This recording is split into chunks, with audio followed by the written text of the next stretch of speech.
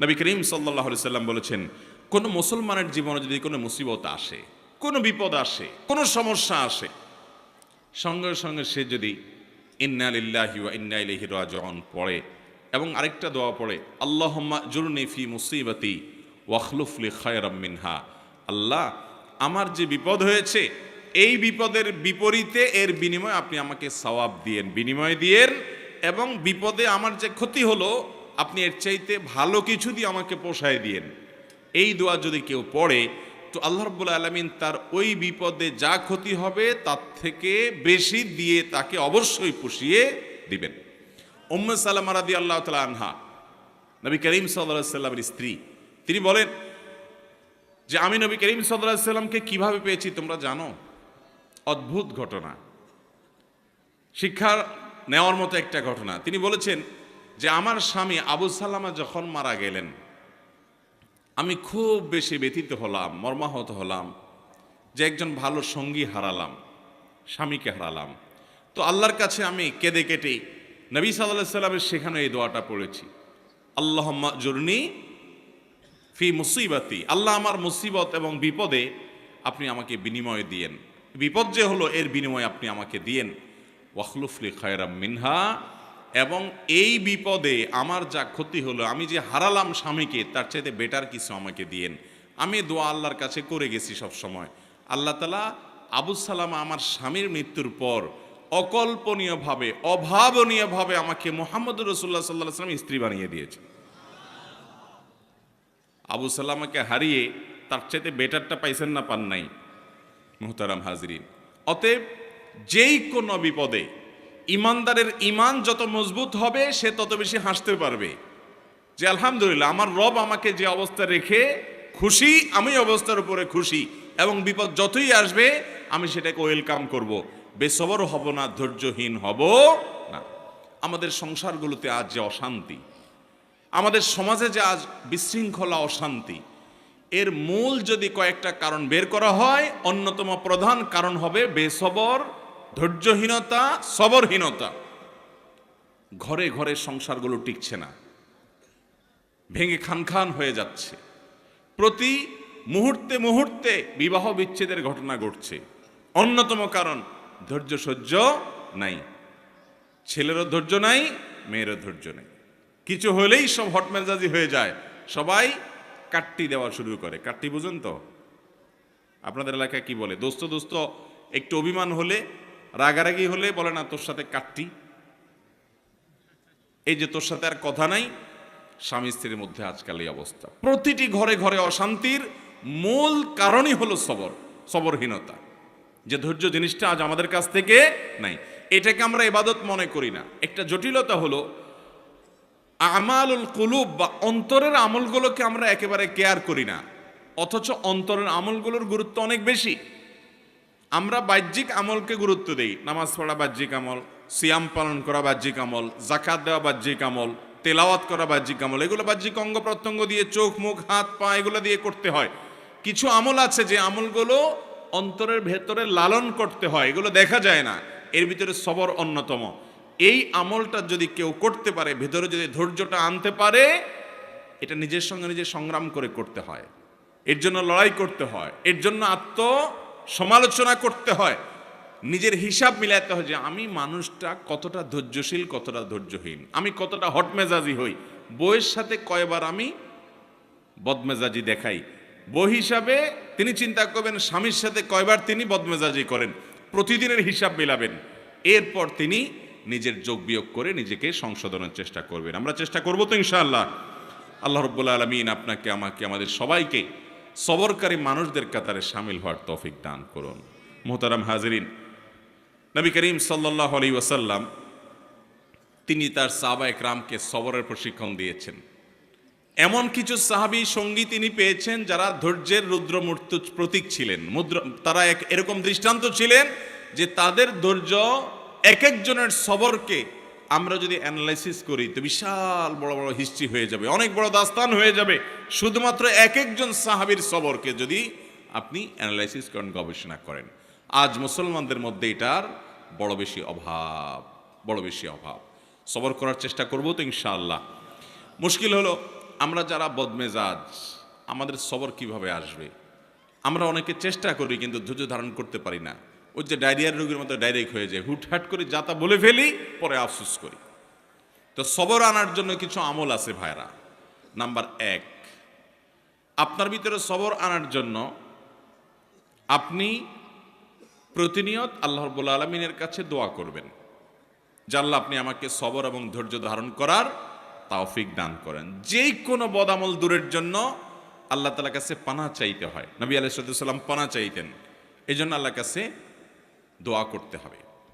Number 2, ধৈর্যশীল মানুষদের সাথে থাকতে হবে। কিছু মানুষ আছে দেখবেন যে তুফান হয়ে গেছে, কিন্তু উনি ঠান্ডা মাথায় সব কিছু ডিল করছেন, অস্থির হচ্ছেন না, হুলস্থুল করছেন না, এবং খুব ঠান্ডা মাথায় উনি শান্ত মেজাজে সব কিছু ডিল করে ফেলছেন, সব কিছু সমাধান করে ফেলছেন। এরকম কিছু ঠান্ডা মাথার মানুষ সব সমাজে আছে।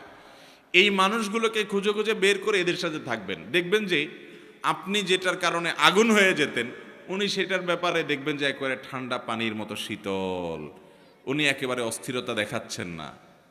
এরকম মানুষগুলোর সোহবত এবং সান্নিধ্য আপনাকে সবরকারী হতে সহায়তা করবে। এটা সব দিকেই পাবেন। কিছু না কিছু মানুষ পাবেন যে তারা খুব বেশি সবর করতে পারে, তাদের মধ্যে আত্মনিয়ন্ত্রণ ক্ষমতা অনেক বেশি। তাদের সান্নিধ্যে যত বেশি থাকবেন তত বেশি আপনার মধ্যে এই সবর করার মানসিকতা আসবে ইনশাআল্লাহ। নাম্বার 3, যদি কখনো আপনার রাগ দেখানোর মতো পরিস্থিতি তৈরি হয়, আপনি নিজেকে বলবেন ঠিক আছে রাগ দেখাবা তুমি, কিন্তু এখন না, একটু পরে, একটু পরে। যদি কিছু সময় ক্ষেপণ করতে পারেন, এরপরে যদি রাগ করেনও, সেই রাগটা হবে ব্যালেন্সের রাগ, সেটাতে বেসবরির কোনো কিছু থাকবে না, একেবারে সেটা দেখবেন যে ভারসাম্যর সাথে আপনি একেবারে রাগ করতে পারবেন, যে রাগে ক্ষতিকর কিছু হবে না। আর যদি যখন হট মেজাজ হলো না এখনই আমি এটা দেখে ছাড়বো, তাহলে শেষ, আপনি আর সামনে আগাইতে পারবেন না। যত বদমেজাজি মানুষ আছে এরা দেখবেন যে তৎক্ষণাৎ কিছু একটা করে ফেলতে চায়। যদি তারা সবর করে নিজেকে আটকে রাখতে পারে যে ঠিক আছে করব, আর একটু পরে, একদিন পরে করেন, দেখবেন রাগ অটোমেটিক অর্ধেকে নেমে গেছে। কথা কি বুঝাতে পারছি? নাম্বার 4, সবর নিজের ভিতরে আনার জন্য বদমেজাজ এবং রাগ নিয়ন্ত্রণের যে আমলগুলো আছে সেগুলো করবেন। সে আমলগুলো কি কি? নাম্বার 1, আউযু বিল্লাহি মিনাশ শাইতানির রাজিম, বেশি বেশি করে পাঠ করা। কোরআন কারীম আল্লাহ বলেছেন ইম্মা ইয়ানজাগান্নাকা মিনাশ শাইতানি নাজগুন ফাস্তাইয বিল্লাহি মিনাশ শাইতানির রাজিম। শয়তান যদি তোমাদেরকে খোঁচা দেয়, এই যে মানুষকে রাগায়, বদমেজাজ করে, আখিরাত ধ্বংস করে, দুনিয়া ধ্বংস করে, এজন্য শয়তান যদি তোমাকে খোঁচায় যদি বদমেজাজ বানায় বা ক্ষতিগ্রস্ত করতে চায়, তাহলে আউযু বিল্লাহি মিনাশ শাইতানির রাজিম বলবে। এটা আল্লাহর নির্দেশনা। এজন্য শয়তান থেকে পানাহ চাইতে হয় বদমেজাজ হলে, রাগ হলে। এক ব্যক্তি নবী করিম সাল্লাল্লাহু আলাইহি সাল্লামের সময় রাগ হচ্ছিলেন, খুব রাগান্বিত, ক্রোধান্ধ হয়ে গেছে, রাগে অগ্নিশর্মা হয়ে গেছে।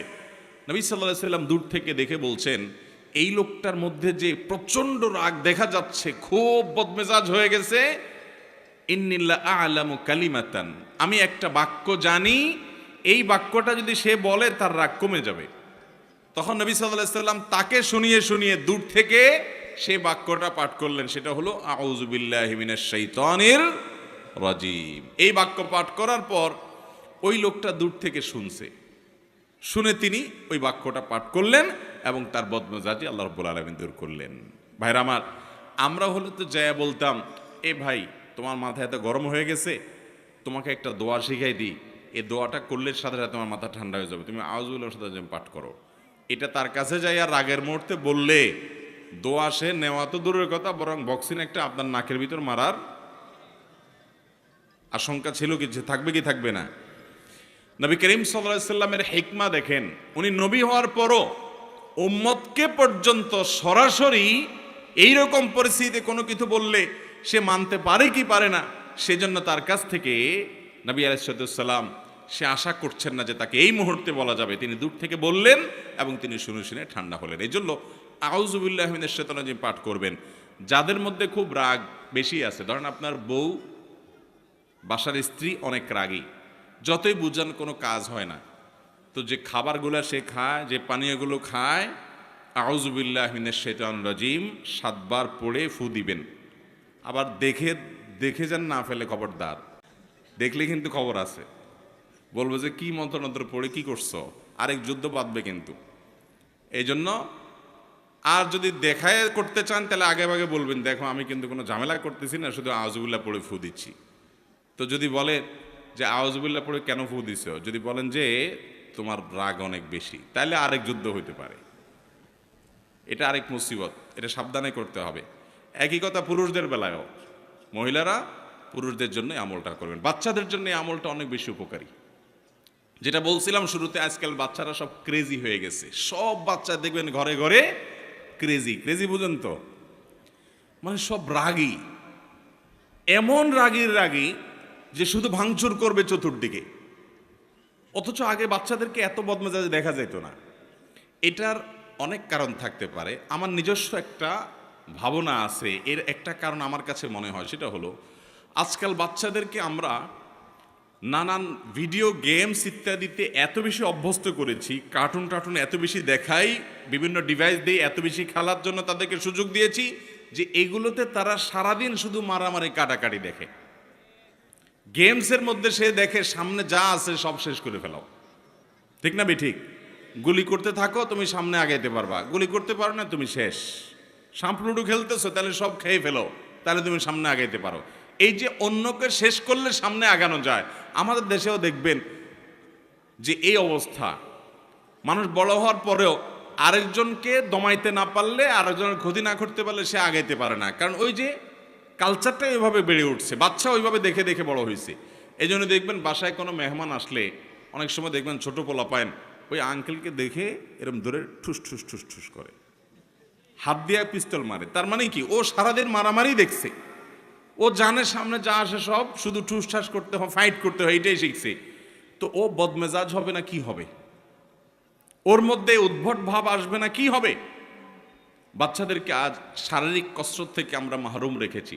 বাচ্চাদেরকে শুধু মাহরুম রাখি নাই, আমরা নিজেরাও মাহরুম আছি।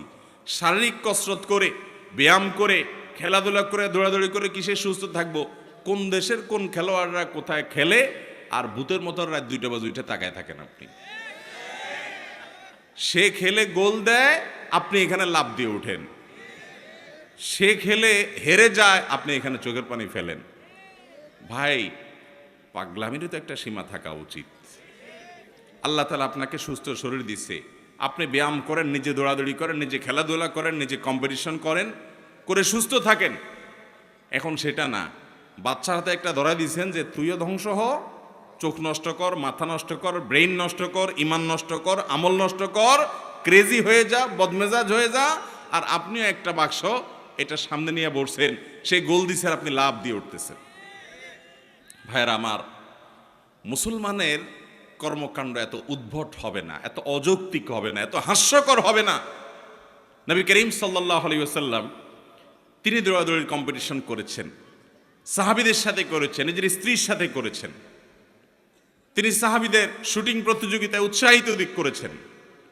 শারীরিক ব্যায়াম হয়, এই ধরনের খেলাধুলাকে এলাও করেছেন, যেখানে জুয়া নাই, যেখানে সতর মুক্ত করা হয় না, যেখানে চোখের জেনা হয় না, যেখানে হারাম কিছু নাই, সেগুলোকে তিনি অনুমোদন করেছেন। আর মুসলমানের সন্তানরা রাতকে রাত নষ্ট করে, সময় স্বাস্থ্য নষ্ট করে, শরীর নষ্ট করে, চোখের জেনা করে, অন্যের সতর উন্মুক্ত সতরের দিকে দৃষ্টিপাত করে গুনাহগার হয়, এবং মুমিন হিসাবে, ইমানদার হিসাবে কুফুরের প্রতি, আল্লাহর প্রতি, অবিশ্বাসীর প্রতি যে অপছন্দ করা তার ইমানের দাবি ছিল, ওয়ালা এবং বারার দাবি ছিল, সেটা তার অন্তর থেকে ধুয়ে মুছে পরিষ্কার করে একাকার হয়ে তার সবচেয়ে বড় আদর্শ আর সবচেয়ে বড় কাফেররা, যারা সমকামিতাকে প্রমোট করে, যারা সমকামিতাকে বৈধতা দেয়, যারা অসংখ্য অন্যায় অনাচারকে বৈধতা দেয়, অনেক মুসলমানের প্রতি জুলুমকে যারা বৈধতা দেয়, তারাই আপনার হিরো, তারাই আপনার স্টার এবং তারকা। আল্লাহ রাব্বুল আলামিন আমাদের বিবেকগুলোকে যেন জাগ্রত হয় সেই তৌফিক দান করেন। ভাইরা আমার, তো বলছিলাম বাচ্চারা ক্রেজি হয়ে যাচ্ছে, আমরা ক্রেজি হয়ে যাচ্ছি। গোটা সমাজে চতুর্দিকে দেখবেন অধৈর্যের চর্চা, ঘরে ঘরে, জনে জনে, জায়গা সর্বত্র।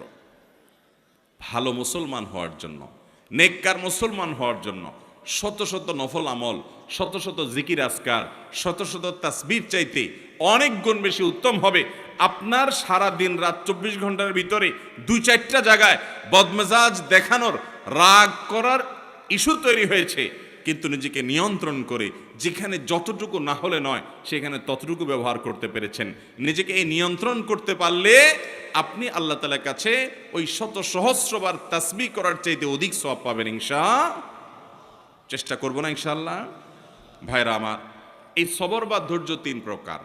একটা হলো আস-সবরু আলা তাআত, ভালো কাজ করতে ধৈর্য লাগে কি লাগে না?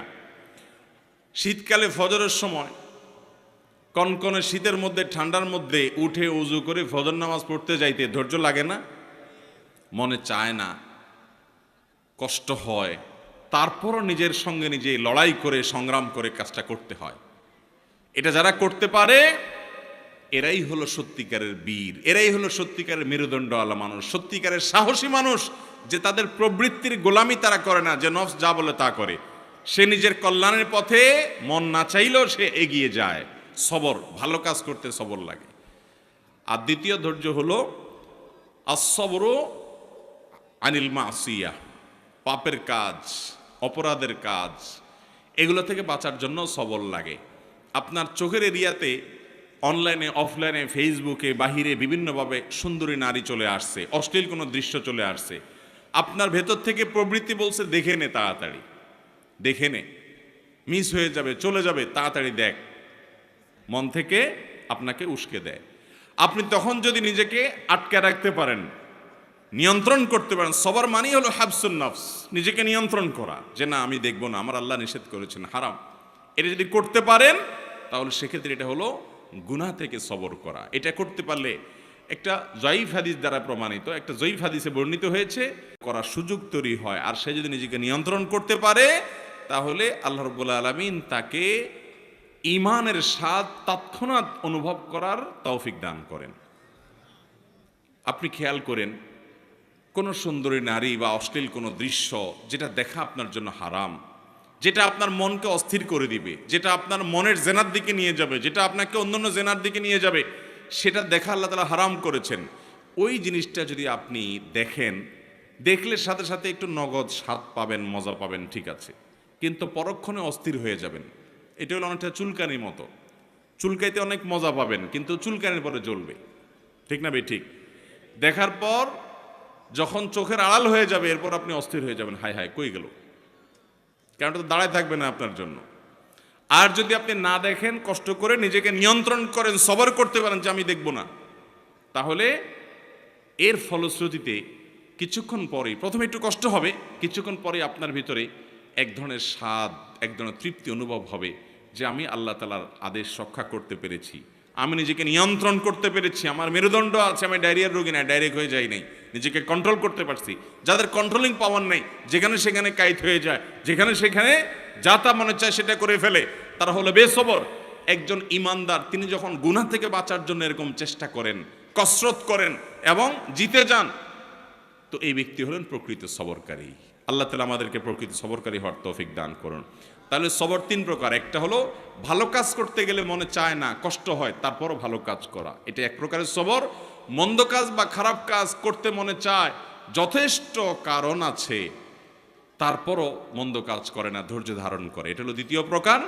আর তৃতীয় প্রকার সবর হলো আস-সবরু ইনদাল মুসিবাহ বা ইনদাল মাসায়েব, বিপদ আপদের সময় অধৈর্য না হয়ে আল্লাহ রাব্বুল আলামিন যে বিপদ আমাকে দিয়েছেন এর মধ্যে কল্যাণ আছে, এই বিশ্বাস এবং ইয়াকিন রেখে কোনো কল্যাণ না হোক সওয়াব তো অবশ্যই পাবো। নবী করিম সাল্লাল্লাহু আলাইহি সাল্লাম বলেছেন, আজাবান লি আমরিল মুমিন ইন আমরাহু কুল্লাহু খায়র। ইমানদারের বিষয়টা দেখে আমার কাছে বড় অদ্ভুত লাগে, আমি আশ্চর্য হই, বড় পিকুলিয়ার ইমানদারের পুরো জীবনটা, তার জন্য শুধু কল্যাণই কল্যাণ, হাতির মতো মরলেও লাখ, বাঁচলেও লাখ, ইমানদারের জীবনে ক্ষতি বলতে কিছুই নেই।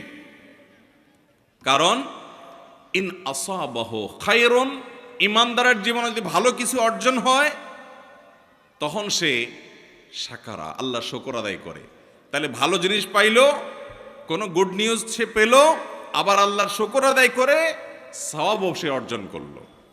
ওয়াইন আসাবাহু শাররুন, আর ইমানদারের জীবনে যদি কোনো বিপদ হয়, ক্ষতি হয়, সবারা, সে সেই ক্ষতিতে সবর করে, হাসি মুখে মেনে নেয় আল্লাহর ফয়সালাকে। ফাকানা খায়রাল্লাহ, তখন তার বিপদে যে ক্ষতি হলো সবর করার মাধ্যমে এর চাইতে বেশি তার আমল নামা আল্লাহ তাআলা সওয়াব দিয়ে তাকে পুষিয়ে দেন, এবং এই ক্ষতি যেটা হয়েছে আল্লাহ তাআলা পরবর্তীতে এটাকে আরো অনেক বেশি কিছু দিয়ে তাকে পুষিয়ে দেন। তাহলে ইমানদারের জীবনে হারাবার মতো কোনো কিছুই নাই। তার জীবনে ছোট বড় যে কোনো সমস্যা নিজেকে নিয়ন্ত্রণ করার চেষ্টা করে। আমরা সবর করার চেষ্টা করব তো ইনশাআল্লাহ। আজ থেকে আসুন তাহলে আমরা একটু সংকল্প করি, শপথ করি যে আগামীকাল থেকে সকাল থেকে রাত পর্যন্ত আমরা শোয়ার আগে একটু হিসেব মেলাবো। মুশকিল শোয়ার আগে তো আমাদের টাইম নেই, কারণ মোবাইলে মোনাজাত ধরতে ধরতে আমাদের ঘুমাইতে হয়, ঠিক না বে ঠিক? দুই হাতে মোনাজাত ধরে এত লম্বা মোনাজাত যে ঘুমের চোটায় মুখের উপরে মোবাইল পড়া রাখ পর্যন্ত ঘুমায় না। এহতেসাব, নিজের হিসাব নিজে মিলানো। আমি তো জান্নাতের পথযাত্রী ভাই, কোন জায়গায় দাঁড়িয়ে আছি? আমি যে জায়গায় দাঁড়িয়ে আছি এই পথের মাথায় কি জাহান্নাম আছে না জান্নাত আছে, হিসাব মিলানোর সময় নেই। অবসর সময়গুলো আজ এই মোবাইল ফোন নিয়ে গেছে, ফেসবুক নিয়ে গেছে, ইউটিউব নিয়ে গেছে। এক্ষেত্রে আমরা ডাইরেক্ট হয়ে গেছি ওই যে ডায়রিয়ার রোগীর মতো, স্ক্রল করতেছে আঙ্গুল দিয়ে, কত দূর যাচ্ছে, মাইলকে মাইল স্ক্রল করে যাচ্ছে। যদি সূক্ষ্ম কোনো যন্ত্রপাতি দিয়ে চেক করা যেত তাহলে এই আঙ্গুলটার মাথা দেখতেন যে অনেক ক্ষয় হয়ে গেছে। এত পরিমাণ ঘুরছে মোবাইলের উপরে যে মাথা কি হয়ে গেছে, ক্ষয় হয়ে গেছে। কি দেখছে ভাই? এই যে আপনি টানতেছেন, মনে হচ্ছে কিছু হারাইছে, যাচ্ছে তো যাচ্ছে, যাচ্ছে তো যাচ্ছে। ভাইরা আমার, এরকম লাগামহীন হয়ে যাওয়া, নিয়ন্ত্রণ হয়ে যাওয়া, এটাও সবরের খেলাফ। নিজেকে নিয়ন্ত্রণ করতে হয়। এই জন্য রাতে শোয়ার আগে হিসাব মিলাবো যে আজকের দিনে আমি কয়জনের সাথে রাগ দেখাইছি। আপনাকে শয়তান কিন্তু বুঝাবে না তুমি তো অন্যায় রাগ করো নাই, তুমি ন্যায়সঙ্গতভাবে রাগ করছো, ঠিক আছে। রাগ করাটা দোষের না। আল্লাহ জন্য বলেছেন ওয়াল কাযিমিনাল গায়যা ওয়াল আফিনা আনিন নাস আল্লাহু ইউহিব্বুল মুহসিনিন। যারা নিজেদের রাগকে সংবরণ করতে পারে এবং যারা মানুষকে ক্ষমা করতে জানে, এবং আল্লাহ রাব্বুল আলামিন ভালোবাসেন যারা মানুষের প্রতি অনুগ্রহ করে। হটমেজাজি হয়ে কাউকে সাইজ করে দিলেন আর বললেন হ্যাঁ আমি অন্যায়ের বিরুদ্ধে তো প্রতিবাদ করছি, দরকার আছে অন্যায়ের বিরুদ্ধে প্রতিবাদ, অন্যায় বিরুদ্ধে বাধা দেওয়ার দরকার আছে, কিন্তু নিজের আখলাক নষ্ট করে না, নিজের আখলাক ঠিক রেখে পরিমাপ করে। এই জন্য আল্লাহ তাআলা বলেছেন ওয়াল কাযিমিন আল গায়জ, আল্লাহ বলেন নাই ওয়াল আদিমিন আল গায়জ। যাদের মধ্যে রাগ নাই তাদের প্রশংসা আল্লাহ করেন নাই, যাদের মধ্যে রাগ আছে কিন্তু এটা নিয়ন্ত্রণ করে, যেখানে যতটুকু ডোজ দেওয়া দরকার ততটুকু দেয়, এই মানুষগুলো আল্লাহ তাআলার কাছে প্রিয় পাত্র হয়। কোন এক সালাফ, আল্লাহর কোন এক নেককার বান্দা, তার একজন অধীনস্থ কাজের লোক একই ভুল বারবার করে, তো উনি ধমক দিয়েছেন, দিয়ে বলেছেন তোমাকে কতবার বলবো আর বলো, আর তোমার মাফ নাই। তখন সে লোকটা বলল আল্লাহর কাছে কিয়ামতের দিন আপনি একই অপরাধ বারবার করার কারণে কতবার ক্ষমার আশা করেন, আমাকে ততবার করলেই হবে। ভাইরা আমার, আজ শয়তান আমাদেরকে নানা ভুল বুঝিয়ে বেসবর করছে। সবর করার চেষ্টা করবো তো ইনশাআল্লাহ। তো যেটা বলছিলাম যে দিন শেষে হিসাব করবেন যে আজকের দিনে মোট কয়টা বেসবরি হয়েছে, নোট নিবেন, কোথাও লিখে রাখবেন। পরের দিন চ্যালেঞ্জ নেবেন যে না আজকে যেন আমার এই সংখ্যাটা কোনোভাবে স্পর্শ না হয়, এর চেয়ে কম যেন হয়। এইভাবে যদি আপনি চেষ্টা করতে থাকেন, একসময় দেখবেন অনেক কঠিন সময় আল্লাহ তাআলা আপনাকে মাথা ঠান্ডা রেখে কাজ করার তৌফিক দিয়েছেন। দুনিয়াতেও উন্নতি করতে পারবেন, আখিরাতেও পারবেন। আর বেসবর হবেন, জায়গায় জায়গায় বেইজ্জত হবেন। দুনিয়ার বেইজ্জতিও নিশ্চিত, আখিরাতের বেইজ্জতিও নিশ্চিত। অতএব আখলাক যেটা কিয়ামতের ময়দানে সবচেয়ে ওজনী আমল হবে, আখলাক যেটার কারণে জান্নাতের সর্বোচ্চ শিখরে যেতে পারবেন, আখলাক সুন্দর করার কারণে আল্লাহর প্রিয় পাত্র হতে পারবেন, এই আখলাকটার ব্যাপারে আমরা খেয়াল করি না, অন্যান্য আমলের দিকে আমরা খেয়াল করি। এই জন্য সবরের বিষয়ে কিছু কথা বললাম। আল্লাহ তাআলা আমাকে, আমার মধ্যেও যে খুব একটা সবর আছে তা নয়, এই কথাগুলো বলার উদ্দেশ্য আল্লাহ যেন আমাকেও সবরকারী বানান, আপনাদেরকেও বানান, আমরা সবাই যেন সবরকারী হতে পারি। আর সে আজিমের মালিক আমাদেরকে সবাইকে যেন ধৈর্যশীলদের কাতারে শামিল করেন, সেই দোয়া করছি। আল্লাহ তাআলা আমাদের সবাইকে তৌফিক দান করুন। জাযাকুমুল্লাহু খায়রা ওয়া আখিরু দাওয়ানা আলহামদুলিল্লাহ।